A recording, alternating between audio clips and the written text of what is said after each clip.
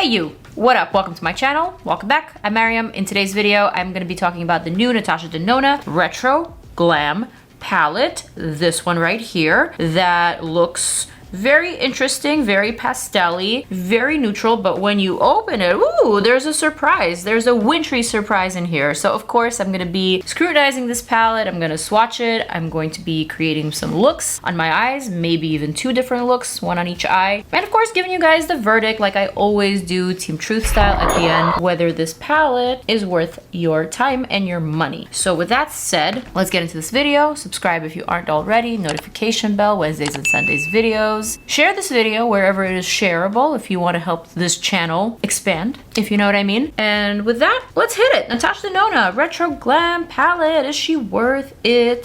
Alrighty, so here we are. Here is the palette. I will say something very honest. I don't even know why I said that. I'm always very honest, but I guess I always say this before I'm about to say something that sounds a little negative, and it's like kind of my way of, I don't know, cushioning the negativity. But anyway, what I'm trying to get at is that when I first saw this palette online, I was very uninterested. This was probably the most uninteresting Natasha Denona color story that I have yet seen online thus far. I was like, oh, this kind of reminds me of a muted down Zendo palette, right? It has like some of those greens, it has some of those pinks or reds or whatever. It has some cool shades. I don't know, I wasn't really thinking that this was the new and improved version of the mini retro palette combined with a heavy hitter, the Glam eyeshadow palette. I was not thinking that at all. To me, this was just like a little boring. I'm sorry to say it this way, but guess what? Upon receiving this in the mail, upon opening it up, I was pleasantly surprised by how stunning this actually is. This is one of those palettes that is not photogenic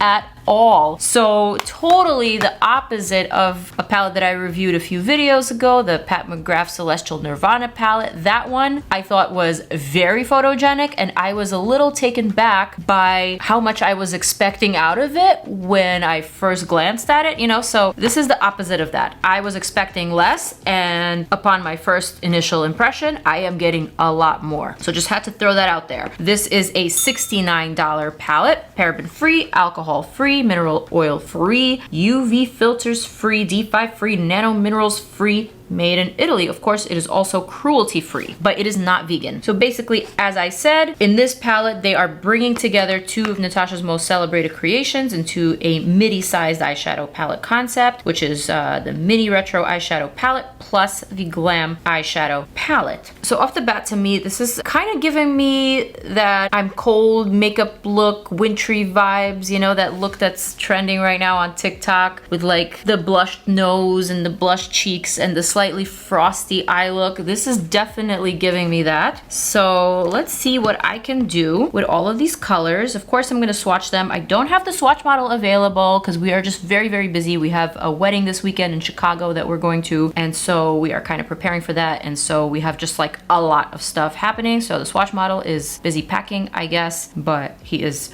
not here. Let me actually swatch some of these on my arm, and then the rest of them I'm gonna do probably off camera just to show you. Yeah, let's do that. Oh, and by the way, did I mention these are all new shades? None of these are repeater shades. All right, so here we have Flare. Wow. Next we have Jazzy. Next we have Oscar. These are super, super buttery. So far, I've only swatched the shimmery metallic shades. Now I'm swatching my first matte, which is Evergreen. Wow. I mean, I know this is not as fun as when the swatch model is here, swatching it with me. He adds so much flair to my videos. So please comment down below if you enjoy the swatch model or not. We had a little bet, so I want to win this bet. I'm not going to tell you what the bet was, but I definitely do want your honest opinion. Swatch model or no swatch model? Next shade is Marlin. Oh my. Next is Maxi. What? God. Next is Sage.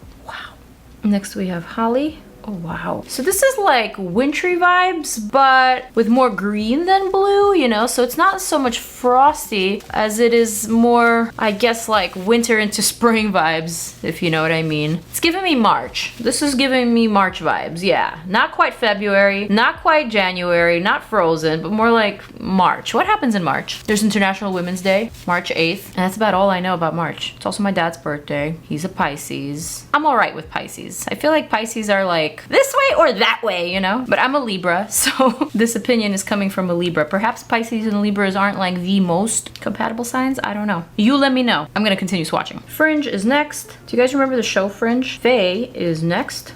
Flutter is next. That word always reminds me of Mariah. And I guess this could be like a Christmassy palette. You know, there's some greens, there's some reds. Like that super, super traditional, but you know, it's giving some December vibes too. Next we've got Lucy. Next I've got Palladian. Oh my god. Next I've got Belle. Excuse the ashy elbow. Last but not least, we have Oz. Oh yeah. How about I give you two different eyeshadow looks? One on each eye. Feeling generous today. I don't know, I'm also like not in a terrible mood today, even though this week has been very rough for me personally. It's so funny how sometimes people in the comment section will be like, Maryam, what's wrong? You look so sad. Meanwhile, I'm having like the best day ever to the video that they're commenting that on. But then right now you probably wouldn't even be able to tell that I had a really shitty ass week. But I'm just a naturally positive person, so I don't let that kind of stuff affect me. In fact, I try to move on. I try to be like, that was bad. We are going to move it along. Now we are on a different wavelength. Now we are very positive, and so I'm ready for some positivity to kick in this weekend. Let's do this. All right, so now I've just primed my lids. I never even like mentioned that I was priming my lids, but I primed my lids. And so what I want to do first and foremost, I am thinking I want to do like maybe like a green look on one side and then maybe like a pinky neutral look on the other side. I don't want to do like one pink, one green. I feel like that's just like a little obvious. I mean, let's just see what happens. Let's see. I'm gonna dip into this shade Evergreen. That was that beautiful mossy green. This is a Laura Mercier clay smudge brush. So what I'm gonna do with that is start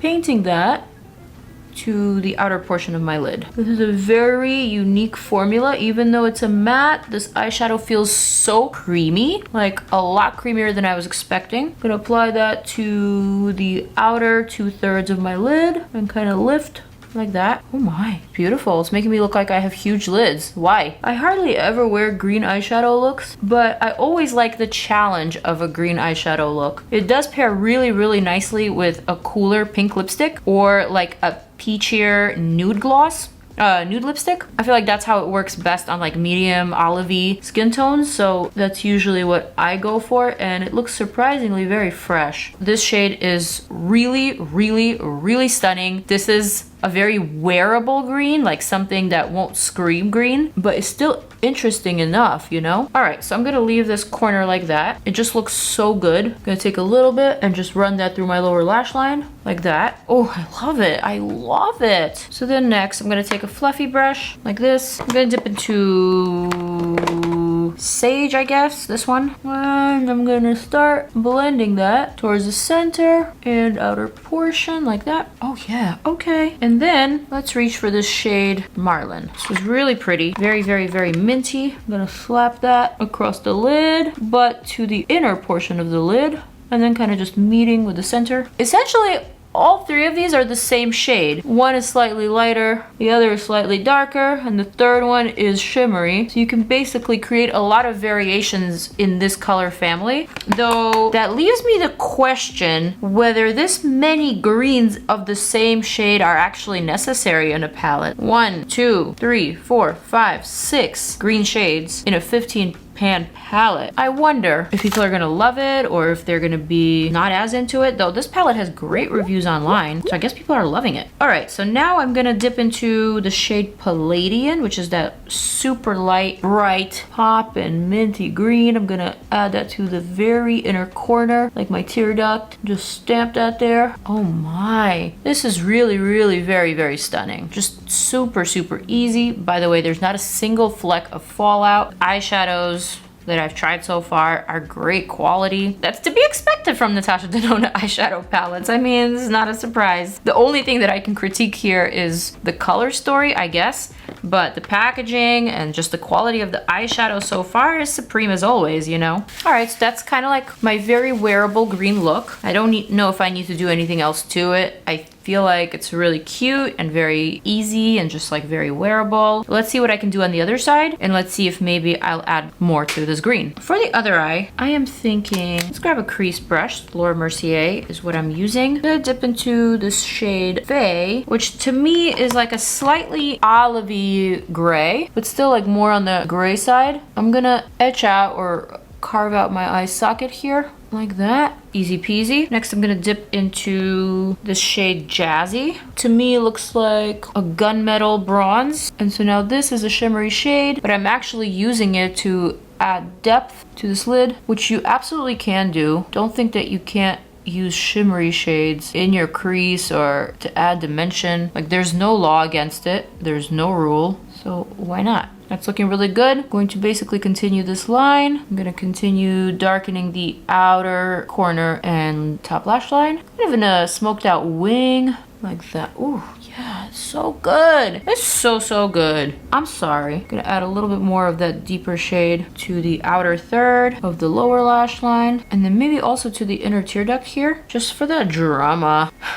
I think that's my oven timer. This room is right next to my kitchen. I guess I should probably go have dinner and then finish up this look. But I like where this is heading. This is cute, and this is very cute.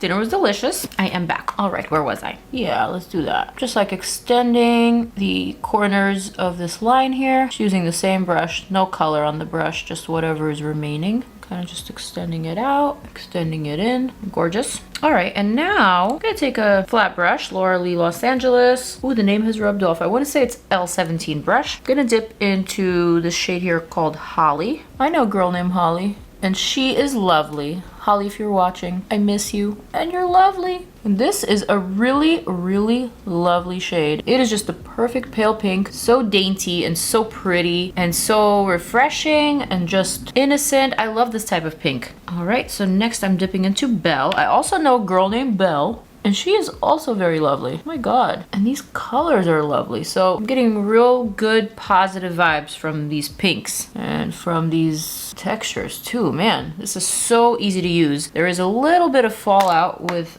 Belle with the deeper pink shade, but nothing crazy. Now I want to reach into this cranberry shade here called Flare. So I'm just going to dip my finger. Basically, I'm going to place that to the outer third, kind of within this little groove here, just for a little bit of a sparkle, but also to complete the gradient, you know? And then I'm gonna go back to Jazzy and just continue sharpening that. Yeah, that is really wearable, very effective. Like, this is a look I would wear to a wedding if I were a wedding guest, which I am this weekend. But by the time you're watching this video, it would have already happened last weekend because this video is pre-filmed. My dress is actually going to be gold, so I don't know if this is gonna go. Still thinking about like the eye makeup that I'm gonna bring with me. But this is really lovely. This is really lovely. Oh yeah. So now I'm gonna take my pinky. I'm gonna reach into this shade here called Flutter, and I'm gonna add that to the center, but sporadically. I'm only going to add the sparkles because I want a little bit of a reflect, but I don't want it to be super shimmery metallic, you know? Just a bit of a reflect, kind of just in the center of the lid and all the way into the brow bone like that. Just something very subtle. And then I'm thinking I'm gonna take a brown liner. This one is from Dragon Beauty. I'm going to emphasize this inner corner here. Hold on, there might be a cat hair in my eye. And then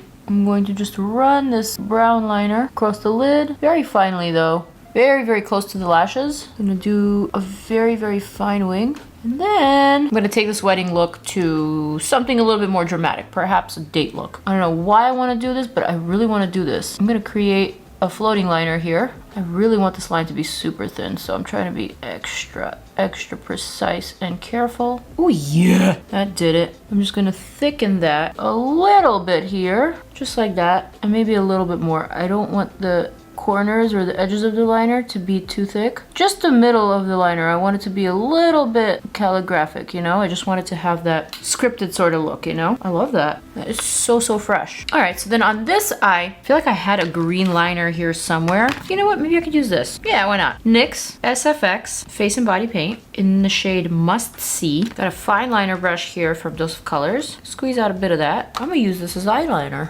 Why not? This one's gonna be a dramatic liner. Straight from the center of the lid. Out. Ah, yes.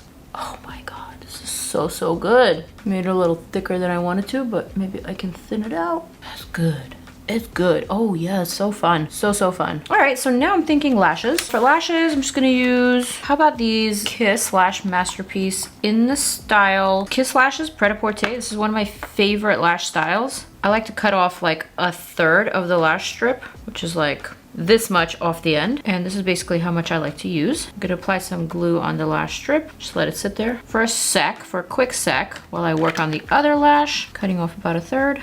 All right, glue.